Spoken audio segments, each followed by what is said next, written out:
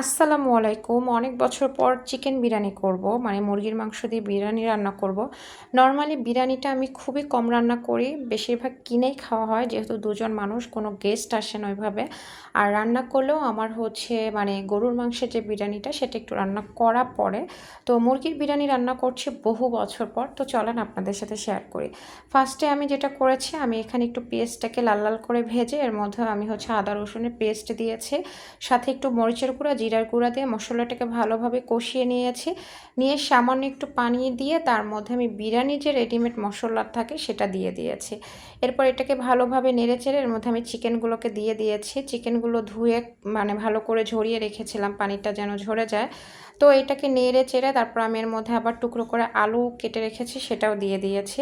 এখন আমি এখানে টক দই বানিয়েছিলাম। মূলত টক দই বলতে দোকানে কেনা টক দই আমি কখনোই ব্যবহার করি না।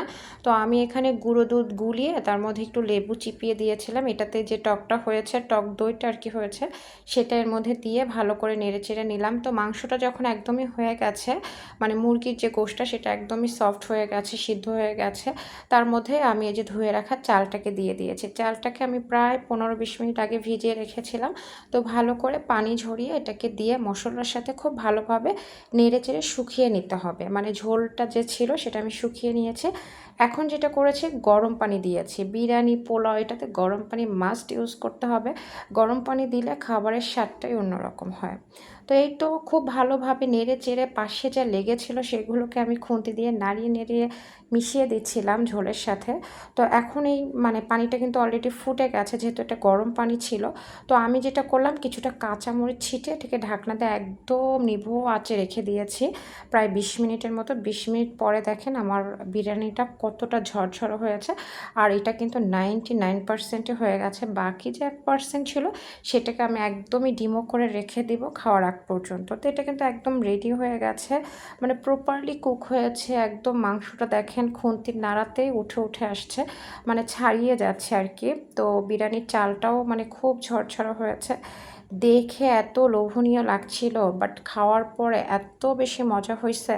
আমার হাজব্যান্ড বলে যে রুমিও অনেক বেশি মজা হয়েছে। তো সে আর সবসময় আমার প্রশংসা করে, ভালো হলেও করে খারাপ হলেও করে।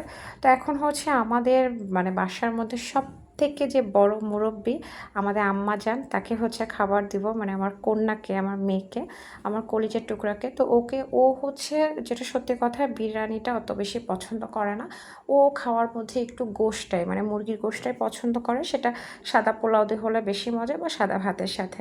তো ওকে আমি একটু দিচ্ছিলাম, এতখানি নিছি তো জাস্ট মানে ওকে দেখার জন্য, একটা হয় না প্লেটের একটা সৌন্দর্য।